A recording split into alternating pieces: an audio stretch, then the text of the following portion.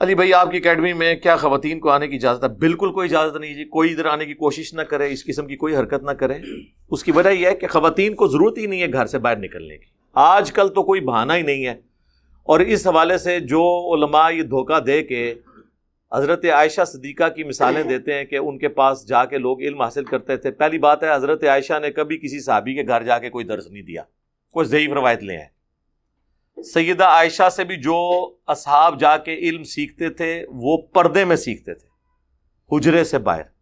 دوسرا، سیدہ عائشہ کے پاس وہ علم تھا جس کا سورس وہی تھی، نبی علیہ السلام کی آئلی زندگی۔ اگر عورتوں کا مردوں کو تعلیم دینا ثابت ہوتا تو میرے بھائی آپ سینکڑوں صحابیات، ہزاروں تابعیات اور لاکھوں تبع تابعیات، وہ بہترین دور تھا نا، دکھاتے ہیں نا، کہیں ملتا ہے آپ کو؟ میں بالکل اس حق میں نہیں ہوں کہ ڈاکٹر فرحت ہاشمی یا کوئی اور عورت کے دروس کوئی مرد آڈیو میں بھی سنے، ضرورت ہی نہیں، آپ ڈاکٹر سرار کو سن لیں اور کسی کی ویڈیو سن لیں۔ مردوں کا کیا کام ہے کہ عورتوں کو؟ قرآن میں تو نبی کی بیویوں کے بارے میں آیا کہ آپ نے بھی سورۃ الاحزاب میں ایسے لچھے دار انداز میں گفتگو نہیں کرنی کہ جو پردے کے باہر کوئی حضور کا صحابی جو آپ کو ماں بھی مانتا ہے، النبی اولیٰ بالمؤمنین من انفسہم وازواجہ امہاتہم کے تحت نبی مومنین کی جانوں کے اوپر ان سے بڑھ کر حق رکھتے ہیں، اور نبی کی بیویاں امت کی مائیں ہیں۔ ماں سے بھی اللہ تعالیٰ کہہ رہا ہے کہ پردے میں کرنا ہے، اور اے نبی کی بیویوں کوئی لچھے دار طریقے سے گفتگو نہیں کرنی کہ کہیں کسی کے دل میں روگ ہو تو وہ کوئی نیگیٹو انٹینشن اپنے دماغ میں بنا لے۔ یہ امہات المومنین کے بارے میں بات۔ تو آج کل کی عورتیں وہ کیسے کلیم کریں گی ہم نے مردوں کو علم سکھانا ہے اور یہ کرنا ہے؟ وہ ایک اسپیسیفک کیس تھا، وہاں پہ بھی اتنی سختی ہے۔ تو اب عورتیں جس قسم کی آواز میں اور جس طریقے سے وہ درس دے رہی ہوتی ہیں، اس آواز سے تو عورت مرد سے گفتگو کر ہی نہیں سکتی۔ مرد سے جب گفتگو نہیں کر سکتی تو مرد بھی اس کے اس انداز کی گفتگو درس قرآن کے طور پہ نہیں سن سکتا۔ اور نہ عورتوں کا کام یہ ہے کہ مفتی صاحب سے جا کے کوئی علم سیکھیں۔ یہ مفتیوں کے پاس، علماء کے پاس یہ لوگ جاتی ہیں، پہلے اسٹوڈنٹ ہوتی ہیں، کچھ عرصے بعد آپ کی وہ بن جاتی ہیں معلمہ، آپ کی بیویوں کی معلمہ بن جاتی ہیں وہ، اور پھر ان کے مریدین اس کو جسٹیفائی کرتے ہیں، وہ کہتے ہیں جی ایڑا مدرسہ نے نکی علی نو کھول کے دیتا نے امت دی خدمت واسطے، اے وشکا علی نو کھول کے دیتا نے امت دی خدمت واسطے۔ امت دی خدمت واسطے ہوئے تو پھر چندے لے کے نہ چلے۔ وہ بیسیکلی جتنی بیویاں زیادہ ہوں گی اتنی فرنچائز زیادہ ہوں گی، اتنے مدرسے زیادہ ہوں گے۔ ہاں تو یہی کچھ ہوتا ہے نا، اسی لیے یہ کر رہے ہوتے ہیں۔ تو اس کا انجام یہی ہوتا ہے۔ آپ دیکھیں جتنے سپیکر ہیں نا وہ عورتوں سے ہی مارے جاتے ہیں۔ اس لیے ہم نے اپنی ویڈیوز میں بارہا اس بات کا اعلان کیا ہے کہ 3 چیزیں جو ہے نا جی اس کی ہمارے اس پلیٹ فارم پہ کوئی گنجائش نہیں ہے۔ نمبر 1 دولت، نمبر 2 شہرت، اور نمبر 3 عورت۔ یاد رکھنا، دولت، شہرت اور عورت، یہ 3 زہر قاتل ہیں۔ یعنی جہاں پہ چندہ انوالو ہو جائے گا نا وہاں پہ آپ دیکھیں گے کرپشن شروع ہو جائے گی۔ جہاں پہ شہرت انوالو ہو جائے گی وہاں پہ، شہرت سے مراد یہ ہے کہ ایک بندہ کہتا ہے جی منو فلانے جگہ ٹکٹ دے کے بلاؤ، میں جناب آسٹریلیا دا وزٹ کرنا ہے، میں کینیڈا دا وزٹ کرنا ہے، میں نے امریکہ میں جا کے درس دینا ہے۔ اور تو نے کیا وہاں درس دینا ہے میرے بھائی؟ وہاں آڈیٹوریم میں 40-50 بندے لے کے بیٹھے ہوتے ہیں، اور وہاں جن کے پاس یہ لوگ جاتے ہیں ان کے ہزاروں کیا لاکھوں ڈالر لگوا دیتے ہیں کرائے کے اوپر۔ تو کیا نکالا اس میں سے تم نے؟ یہاں بیٹھو، سوال منگواؤ، ویڈیو میں ریکارڈ کرو، اور ویڈیو لنک سے خطاب کر لو کہ ڈائریکٹ کرنا ہے۔ ان کے جا کے پیسے لگواتے ہو، پھر وہ وہاں جا کے ہمیں جو سٹوری ہے ان کی پتہ ہے نا کہ کس طریقے سے یہ لوگ، ہوٹل ان کو پسند نہیں آتے ہیں۔ ہمیں تو بڑے بڑے علماء کی یہاں پہ سٹوریاں لوگ بتا کے جاتے ہیں، میں تو ان کو ہی ڈانٹتا ہوں کہ یار مجھے کیوں آگے بتا رہے ہو، ان کو جا کے کہو نا، ان کے آگے بولتے نہیں ہو، اور تم لوگ گونگے ہو، اسی لیے تمہارا استحصال ہوا ہے۔ انشاءاللہ قیامت تک اس طرح ہی ہوتا رہے گا جب تک کرواتے رہو گے، یہ مولوی تمہاری چمڑیاں اتاریں گے۔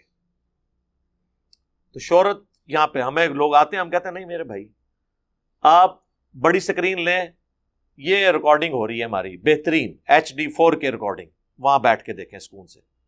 یہاں اکیڈمی میں بھی جو لوگ آتے ہیں میں ان کو ہمیشہ کہتا ہوں کہ یار جو ایک دفعہ آیا ہے پلیز آپ ویڈیوز میں دیکھیں، باہر ادھر آنے کی ضرورت نہیں، الا یہ کہ کبھی کوئی دوست کو لانا پڑ جاتا ہے کوئی ایسا۔ یہاں آ کے کیا کرنا ہے آپ نے؟ مجھے ہاتھ لگانے سے کچھ نہیں ہونا میرے بھائی. کوئی جب بھی ڈال لے وہ علم ٹرانسفر نہیں ہوتا. وہ علماء دیوبند ہی ہیں جو سینے سے فیض ٹرانسفر کر سکتے ہیں اور قبروں سے. ہم نہیں کر سکتے. اگر سینے سے ٹرانسفر ہوتا تو انبیاء کے اپنی اولادیں جو ہیں وہ انبیاء کی وارث بن جاتی, جو ان کے جسم کا ٹکڑا ہوتی تھی. ان میں بھی لوگ کافر ہو گئے. حضرت نوح علیہ السلام کا بیٹا کافر ہوا. تو اس طرح نہیں ٹرانسفر ہوتا. اور تیسرا فتنہ جو ہے وہ فتنہ, یہ میں پنجابی والا فتنہ نہیں, عربی والا, آزمائش جس کے ذریعے اللہ آزماتا ہے, وہ عورت ہے. سورہ ال عمران میں بھی اللہ تعالیٰ نے فرمایا زُيِّنَ لِلنَّاسِ حُبُّ الشَّهَوَاتِ, پہلے نمبر پہ کہا من النساء, پہلے نمبر پہ عورت آزمائش.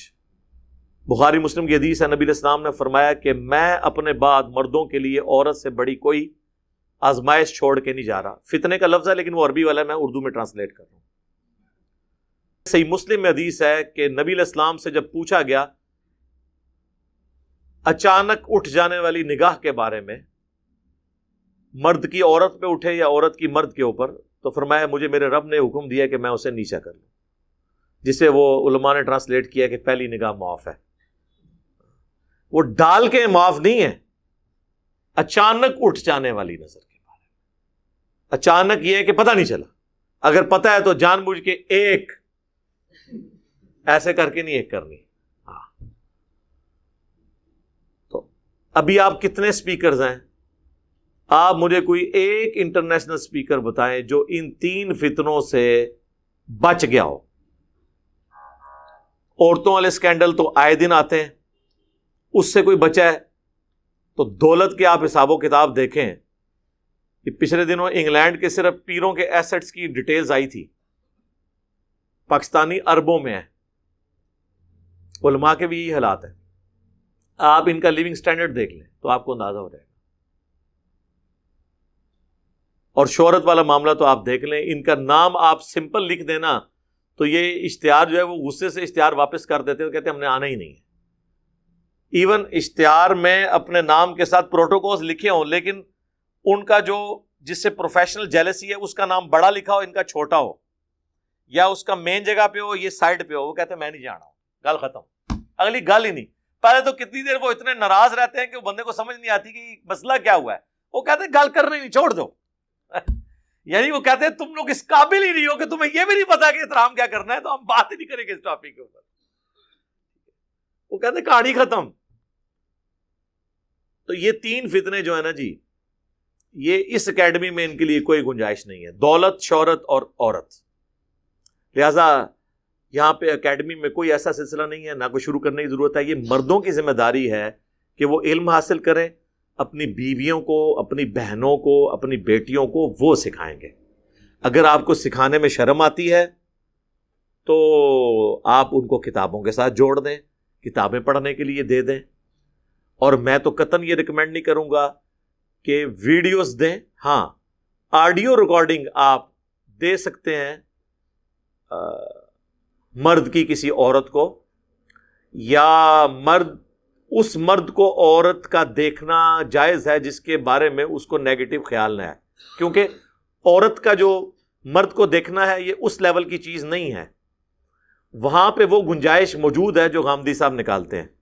غامدی صاحب کا تو موقف ہے نا کہ اگر بری نظر سے دیکھیں تو نگاہ اٹھانا حرام ہے, ادروائز کوئی حرام نہیں ہے. جو قرآن میں حکم آیا کہ مومن مردوں کو اپنی نگاہیں نیچی رکھیں اور مومن عورتوں کو کہو کہ اپنی نگاہیں نیچی رکھیں, تو اس سے مراد یہ ہے کہ وہ بری نگاہ سے نہ دیکھیں, ضرورتاً دیکھنا جائز ہے. یہ بات عورت کا مرد کو دیکھنے کی حد تک تو ٹھیک ہے, مرد کا عورت کو دیکھنا ہر صورت میں منع ہے. اس کی وجہ یہ ہے کہ مرد ایکٹیو نیچر کا ہوتا ہے, اس میں برا خیال آ جاتا ہے. عورتیں عموماً اس طرح کی نہیں ہوتی ہیں, ان کو اللہ تعالیٰ نے پیسیو بنایا. اسی لیے آپ دیکھیں کہ جو پردہ ہے نا وہ مرد نے نہیں کرنا ہوتا, عورت نے کرنا ہوتا ہے. ادروائز تو اللہ تعالیٰ حکم دیتا ہے کہ مرد بھی پردہ کر کے نکلے تاکہ کسی عورت کی نگاہ نہ ان پہ پڑ جائے. یہ اس کا فزیکلی ثبوت ہے کہ اللہ تعالیٰ نے دونوں کو ڈیفرنٹ بنایا. بہرحال جہاں پہ یہ خطرہ ہو وہاں پہ آڈیو سنیں, ویڈیو کو دیکھنے کی ضرورت ہی نہیں ہے. تو اس لیے یہ یہاں پہ اکیڈمی میں اس طرح کا کوئی سلسلہ نہیں ہے. اب تو یہ یوٹیوب کی وجہ سے, ویڈیوز کی وجہ سے یہ ایشو ہی ختم ہو گیا کہ آپ کسی فزیکلی کسی جگہ پہ جا کے کریں. ہاں جہاں پہ عورتیں درس دیتی ہیں وہاں اپنی عورتوں کو ضرور. الہدا انٹرنیشنل میں بڑے اچھے کورسز ہوتے ہیں. ڈاکٹر فرحت ہاشمی ہیں, ان کی سسٹر بھی ہیں نگت ہاشمی, ان کے بڑے اچھے کورسز ہوتے ہیں اور بڑے پردے کا اہتمام ہوتا ہے. وہاں پہ بالکل مردوں کی کوئی انوالومنٹ نہیں ہوتی ہے جہاں پہ وہ اپنے پروگرام مینیج کرتے ہیں. وہاں پہ آپ اپنی بیویوں کو, بیٹیوں کو, بہنوں کو, ماؤں کو بھیجیں, وہ درس اٹینڈ کریں, کورسز کریں. لیکن جہاں مرد و عورت کا اختلاط ہے اس کی اسلام میں بالکل کوئی گنجائش نہیں. جامعہ ترمذی میں حدیث ہے جہاں پہ دو اجنبی مرد و عورت ہوتے ہیں تیسرا شیطان ان میں ہوتا ہے. بخاری اور مسلم دونوں میں حدیث ہے. نبی علیہ السلام سے جب مرد و عورت کے اختلاط کے بارے میں پوچھا گیا, اس کانٹیکسٹ میں سوال ہوا کہ دیور کے بارے میں آپ کا کیا موقف ہے, آپ نے فرمایا دیور تو موت ہے. اتنے سخت لفظ استعمال کیے. اور آپ دیکھ لیں آج کل, میں تو خیر مجھے یاد ہی نہیں ہے کہ میں نے شاید میٹرک سے پہلے کبھی آخری دفعہ کوئی اندھیرا اجالا ڈرامہ دیکھا, اس کے بعد تو میں نے کوئی ڈرامہ, اتنا ٹائم ہی نہیں تھا. لیکن ہمیں لوگ بتاتے ہیں کہ جی اب تو ڈراموں میں اس قسم کی چیزیں, وہ اس قسم کے افیئرز دکھا کے اور پریکٹیکلی لوگوں کو اپنی طرف سے وہ تو ایجوکیٹ ہی کر رہے ہیں نا کہ یہ بھی ہوتا ہے. کئی ایک ایسی چیزیں جو عام لوگوں کو پتہ ہی نہیں ہوتی ہیں, وہ ان ڈراموں کے ذریعے خام خواہ لوگوں کو ایجوکیٹ کرتے ہیں اور بے حیائی جو ہے وہ پھیلا رہے ہیں. دیکھیں ہم جب چھوٹے چھوٹے تھے اس وقت ایک ہی ڈرامہ 8 سے 9 لگتا تھا, سڑکیں ویران ہو جاتی تھی, لوگ وہ بیٹھ کے دیکھتے تھے اور اس سے آپ کوئی مورل لیسن لے کے اٹھتے تھے. یعنی 80s کے 90s کے جو ڈرامے ہیں نا وہ ماسٹر پیس ہیں. من چلے کا سودا اشفاق صاحب کا لگتا تھا, اندھیرا اجالا, وارث, یہ وہ ڈرامے تھے جنہوں نے اس نیشن کی ذہنی تطہیر کی اور بلڈنگ, جسے کہتے ہیں نا بلڈ کرنا کسی نیشن کو. لیکن اب کیا ہے, اب ڈراموں میں وہ کلچر دکھایا جا رہا ہے جو ہمارے ملک کے رہنے والے لوگ ہی نہیں ہیں. جس قسم کی گاڑیاں اور جس قسم کے یہ معاملات دکھائے جا رہے ہیں, یہ تو پاکستان میں 0.0001% لوگوں کے پاس بھی اتنی دولت نہیں ہے کہ وہ اس قسم کی زندگی گزارے. آپ کے سامنے یہ سارے معاملات, تو وہ کس قسم کے لوگوں کو پروموٹ کر رہے ہیں, اس میں سے کیا نکالنا ہے؟ ڈرامے تو ختم ہی کر دینے چاہیے. میں تو کہتا ہوں ڈاکومنٹریز ہونی چاہیے. اس کی بجائے آپ National Geographic, Discovery, Animal Planet, یہ چینلز دیکھیں. اور آپ انڈیا کو دیکھ لیں, انہوں نے سارے چینلز اردو میں ڈب کر دیے ہیں. ہم لوگ یہ ایفرٹ نہیں پوٹ کر سکے. وہ انڈیا کے چینلز کے اوپر پابندی لگائی, بہت اچھی بات ہے, یہ چینلز بھی بند ہو گئے. وہ اتنی تو کر استعمال کرو کہ ان چینلز کے اوپر پابندی لگاؤ جس کی وجہ سے مسئلہ کھڑا ہو رہا ہے.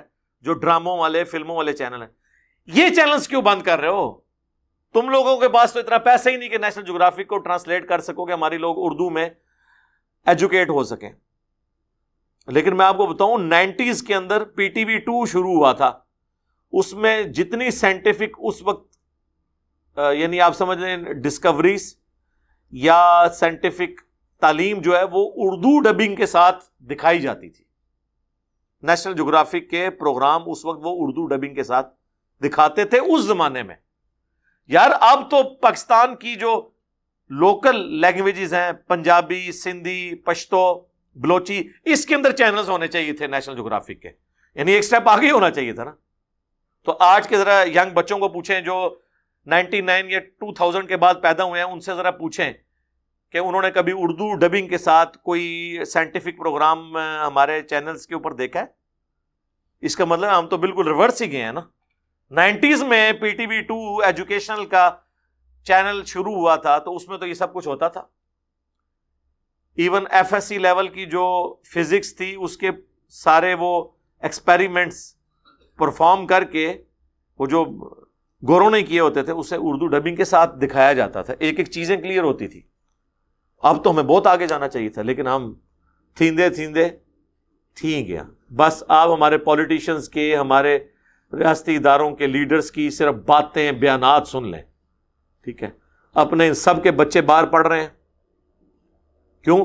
انہیں پتہ ہے کہ یہاں پہ تعلیم کا معیار ہی نہیں ہے. ابھی ہمارے پرائم منسٹر صاحب نے کہا کہ جی تعلیم میں نے سب کی ایک جیسی کرنی ہے, تو ایک جیسی کرنے کا تو مطلب یہ تھا کہ جو لوگ آکسفورڈ کا سلیبس نہیں پڑھ رہے ان کو اپ لفٹ کریں، انہوں نے پکڑ کے جو پڑھ رہے تھے ان کو بھی نیچے کر دیا.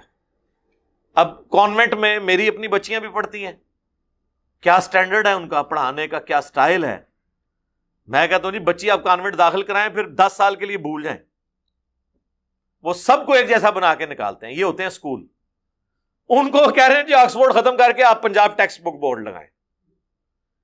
بجائے پنجاب ٹیکسٹ بک بورڈ کے کورس کو اپ ڈیٹ کرنے کے ان کو پکڑ کے گھسیٹ رہے ہیں کہ اگر ہمارا کوئی ٹیلنٹڈ بچے نکل رہے ہیں ملک سے کانوینٹ سے پڑھ کے تو وہ بھی نکلنے بند ہو جائیں. اور رہی صحیح کسر جڑی کرونا نے کاٹ دیتی ہے، بچے قابو سے ہی باہر ہو گئے. 1.5-2 سال سے تو آپ سمجھیں کہ بچے چھٹیوں پہ ہی ہیں. جب ان کو پتہ ہی نہیں ہے کہ اسکول کھلنے ہیں نہیں کھلنے، ایک دن کھلنا ہے 2 دن بند ہونا ہے، روٹین ہی نہیں بنتی. روٹین تو روزانہ کے کاموں سے بنتی ہے.